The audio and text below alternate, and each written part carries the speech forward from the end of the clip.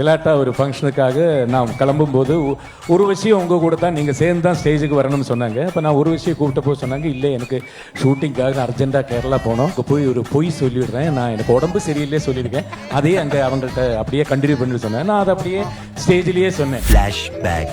இந்த ஸ்டேஜில் இன்னொரு பொய் சொல்கிறதுக்கு என்னால் முடியலை, நான் அதை உண்மையை சொல்லிடுறேன். நான் கேரளாவில் வந்து ஷூட்டிங்கில் இருக்குன்னு ஒரு பொய் சொல்ல முடியுமா என்ன கேட்டாங்க.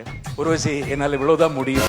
நான் ஒருத்தி இருக்கேனே, திருடங்கையில் போய் சாவி கொடுப்பேனா, ரொம்ப நம்பி அத்தனை படம் நடிச்சிருக்கோமே அப்படிங்கிறதுக்காக நான் கிளம்ப வேண்டிய ஒரு கட்டாயம். ஸ்ரீதர்கிட்ட நான் சொல்லிட்டேன், கண்டிப்பாக வந்துடுறேன்ப்பான்னு சொல்லிட்டேன். ஐயோ நான் சாயங்காலம் ஃப்ளைட்டுக்கு போகிறேன், அதனால சொல்லிடுங்க ஜெயராம். நான் சொல்லிடுறேன், கண்டிப்பாக சொல்லிடுவேன், எல்லாங்க நான் கரெக்டாக சொல்லுவேன். பார்த்தா டிவியில் வந்துட்டு வீட்டுக்கார சொல்கிறேன், ஏய் ஏர்போர்ட்டில் உனக்கு டீ ஏதாவது தெரியுதா, டீ பாரு ஜெயராம் என்ன போட்டு கொடுக்குறாரு ஸ்டேஜில் அப்படின்னு. பயந்துக்கிறது